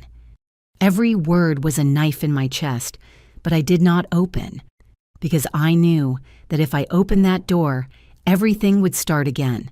The promises, the lies, the cycle of hope and disappointment, and I no longer had the strength for that cycle.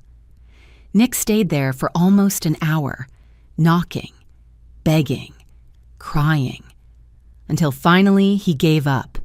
It is okay, Mom, I understand. I already did too much damage. I do not deserve your forgiveness, but I want you to know something. I did love you, in my own way, broken and selfish, but I loved you. And I'm going to have to live the rest of my life knowing that I destroyed the only good thing I had. I heard his steps walking away. I looked through the window and saw him walk down the street, shoulders slumped without looking back. And I felt something I did not expect to feel. Peace. Not joy. Not satisfaction. Just peace. The peace of knowing I had done the right thing, that I had protected myself, that I had set limits. That night, I took the old photograph out of the drawer. I looked at it one last time. Nick, at 5 years old, smiling in my arms. And I spoke to him as if that boy could hear me. I loved you with all my heart. I did everything I could. But you grew up and made your own decisions. And those decisions brought you here. I can no longer save you. I can no longer carry you. I can no longer sacrifice myself anymore. I folded the photograph carefully, and I put it in an envelope. I did not throw it away, because that boy existed, and that love was real. But that boy was no longer there, and I had to accept it. During the following days, life began to find a new rhythm, a slower, quieter, but more honest rhythm. I woke up early. I watered my plants. I prepared my coffee. I read the newspaper on the patio. Lupita came to visit me. We shared food. We talked about simple things, about the weather, about the news, about her grandchildren. Carmen called me every 2 days. She told me about her life. She made me laugh with anecdotes about her children.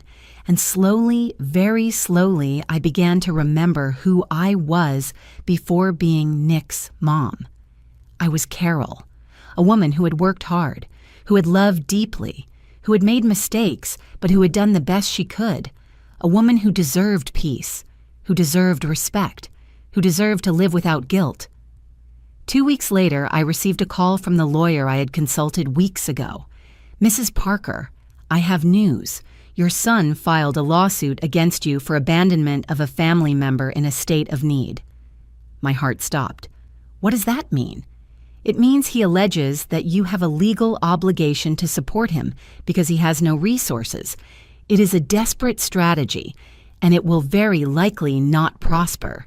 But I wanted you to be aware. And what do I have to do?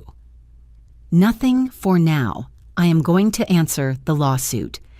With the evidence we have of the violence he exercised against you, plus the fact that he is a functional adult without disability, the judge is going to dismiss the case, but the process can take a few months.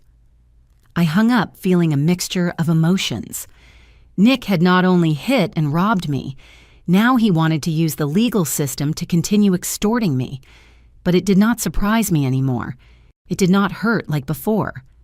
Because I had finally understood something fundamental. I had not lost my son. My son had lost himself. And that was not my fault, nor my responsibility, nor my burden to carry. One afternoon while cleaning the attic, I found an old box. Inside were letters. Letters Nick had written to me when he was a child. One said, "Mom, you are the best. When I grow up, I am going to buy you a big house so you do not work anymore. I love you. Nick." Another said, "Thank you for taking me to the doctor when I got sick. You are the best mom in the world." And another mom today at school, they asked us who we admire. I said, "You, because you never give up." I read every letter, and I cried. But this time, I did not cry for what I lost. I cried for what I had, because for many years I was loved by that boy. I was his heroine, his world, his everything. And although that boy no longer existed, those years did exist, and no one could take them away from me. I kept the letters in a new box. I sealed them, and I put them in the back of the closet. Not to forget them, but to honor them. To remember that the love I gave was real, even if the result was not what I expected. Carmen came to visit me in November. She brought tamales, hot chocolate, and a new blanket she knitted for me. We spent a week together. We cooked. We laughed. We cried. We remembered our parents. We talked about life, about decisions, about forgiveness. "Do you think someday you can forgive Nick?" she asked me one night. I do not know. Maybe. But forgiveness does not mean letting him hurt me again. Forgiveness means letting go of the weight of anger, and I am not ready for that yet. It is okay. You do not have to be ready. Forgiveness is not for him, it is for you, and it will come when it has to come. When Carmen left, I stood at the door watching her taxi drive away, and I realized something important. I was not alone. I was never alone. I had only been so focused on Nick that I had not seen all the people who did love me, who did value me, who did take care of me. That night before sleeping, I wrote in my journal something I had not done since I was young. Today I understood that I am not just a mother. I am a sister, a friend, a neighbor, a woman with history, with strength, with courage. I lost a lot of money. I lost my son. But I did not lose myself, and that in the end is the only thing that really matters. I closed the journal, I turned off the light, and I fell asleep with a strange but comforting sensation. The sensation that finally, after so much time, I was on the right path. A path without Nick, without his promises, without his lies. A path where I was enough, where I mattered, where I deserved peace. And even if the path was lonely, it was mine. And that was more than I had had in a long time. 6 months passed. 6 months in which I knew nothing of Nick directly. But the universe has strange ways of getting information to you even when you do not look for it. It was Lupita who told me first. "Carol, yesterday I saw your son at the market. He was asking for work. He looked bad, very bad. I did not ask for details. I did not want to know more. But 2 weeks later, Patricia called me. Fiona's sister. The one who had warned me. Mrs. Parker. I just wanted you to know something. Fiona and Nick separated. She left him as soon as they ran out of money. Now she is with another man, one with much more money than Nick. I understand. Thank you for telling me. And there is something else. Nick. He has been living on the street, or at least in friends' houses who are already tired of supporting him. It seems no one else wants to give him money. I felt a twinge, but not of pain. It was something more complex, a mixture of sadness and acceptance. And Fiona. Oh, she is perfectly fine. New rich boyfriend, new house. She almost never mentions Nick, as if he had never existed. We hung up, and I stayed thinking about how life has its own way of balancing things. A month later, Carmen called me excited. "Carol, do you remember that land Dad left both of us in New Mexico? The one we never did anything with?" "Yes, of course. We just got offered $180,000 for it. A developer wants to build there. Divided between the two of us, it is $90,000 for each. I almost fell off my chair. $90,000.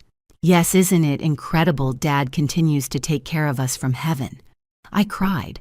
I cried because it was as if my parents were telling me, "Calm down, daughter. Life is going to return what you lost."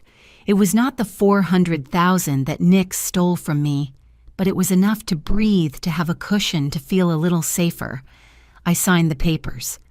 The money arrived in my account 2 weeks later, and for the first time in almost a year, I could sleep without worrying about whether I would have enough for the next month.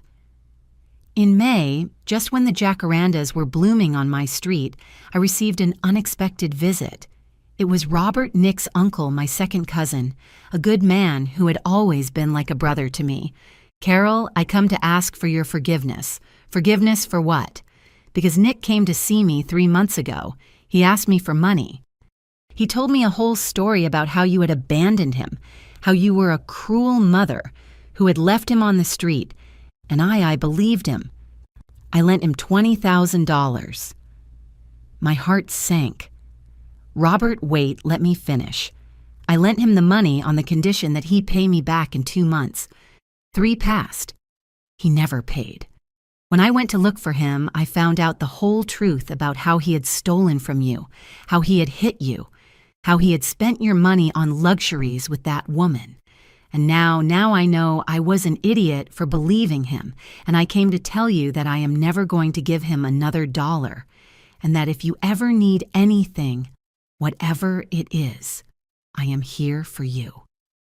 He hugged me, and I felt another piece of my life falling back into place.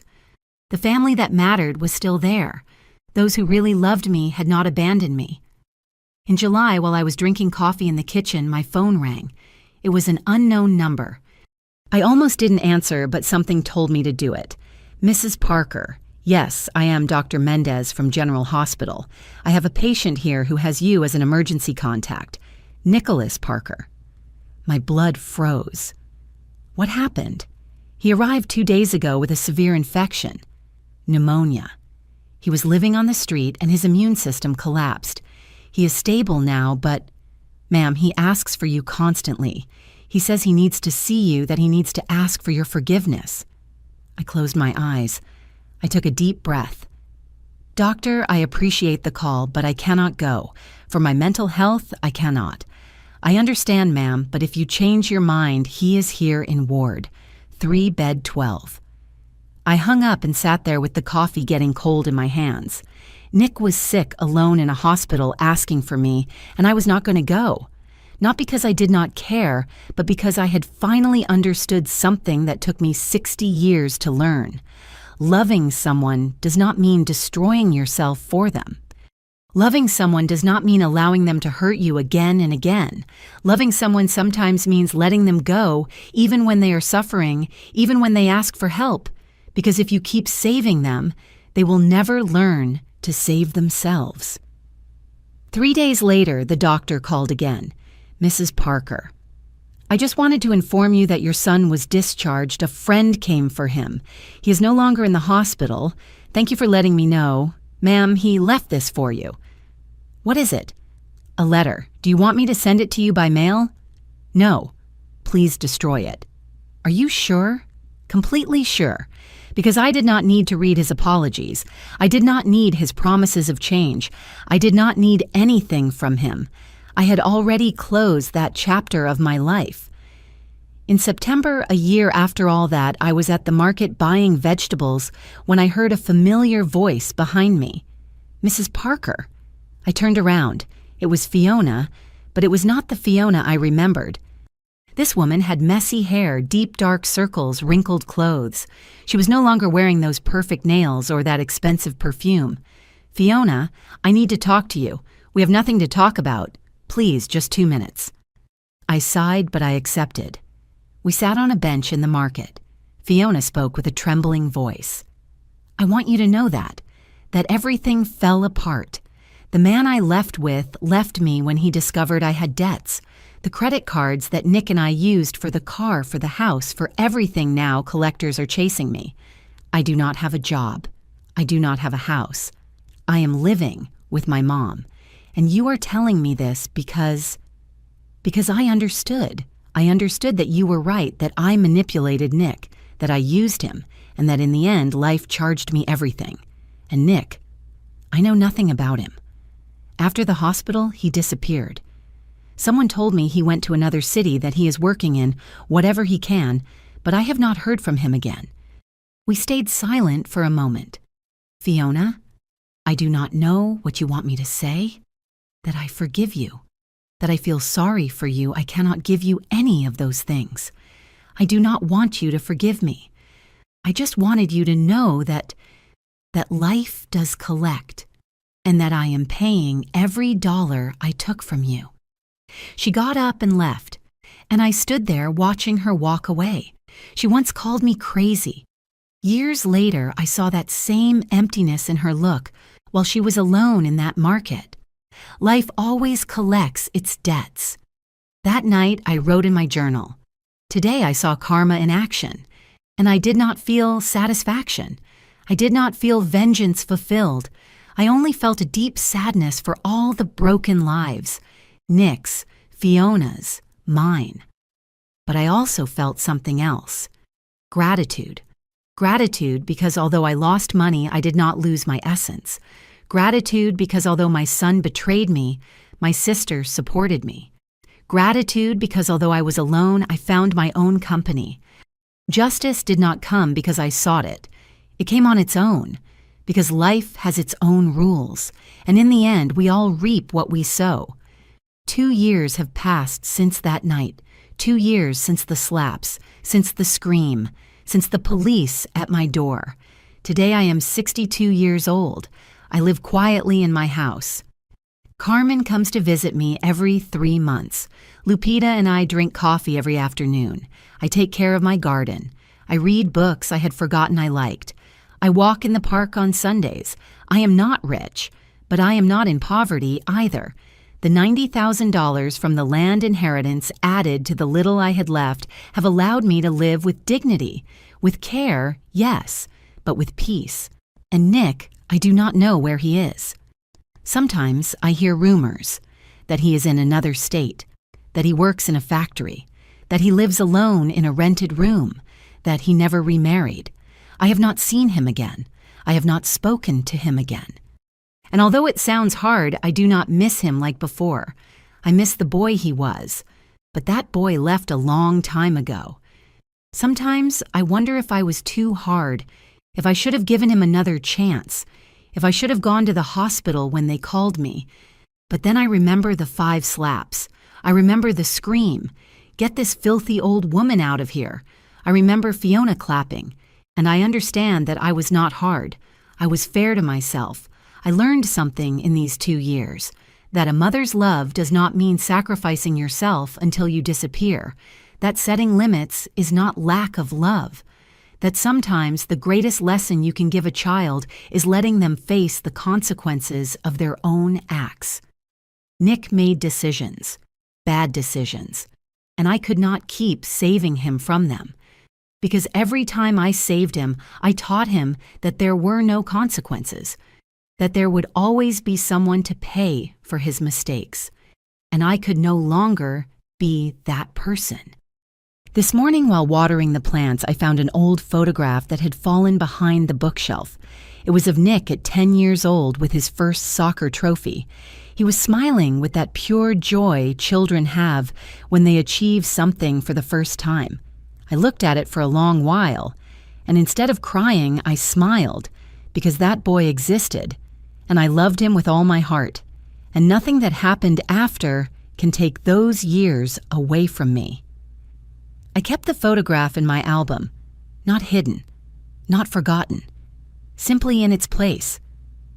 If my story helps just one woman open her eyes, it will have been worth it. If my story teaches someone that love also requires dignity, I will have fulfilled my purpose in telling it. Because we mothers are not saints. We are women, women who deserve respect, who deserve peace, who deserve to live without guilt. And if that means distancing ourselves from who hurts us, even if it is our own son, then so be it. Motherhood is not a martyrdom. It is an act of love. But love starts with oneself. And I finally learned to love myself. Today, as the sun sets over my small garden, I sit in my favorite chair with a cup of tea. I look at the flowers I planted, the ones that grew despite everything, like me. And I tell myself what I needed to hear so long ago. Carol, you did well. You did the best you could, and that is enough. You are enough. The wind moves the leaves of the magnolia tree, and in that whisper I hear my mother's voice, who died 20 years ago, but who has never abandoned me. Daughter, life is wise. It always finds a way to put things in their place. You just keep going, with your head high, with your heart at peace. And that is what I do. Keep going. Not with resentment, not with revenge, simply with the certainty that I deserved something better, and that something better in the end was myself. Thank you for listening to me until the end. If this story touched your heart, subscribe and activate the bell to hear more stories of women who transformed their pain into wisdom. Every day, a woman, a life lesson. Share this story with someone you love. Sometimes a story like this can change a whole day. God bless you, and see you next time.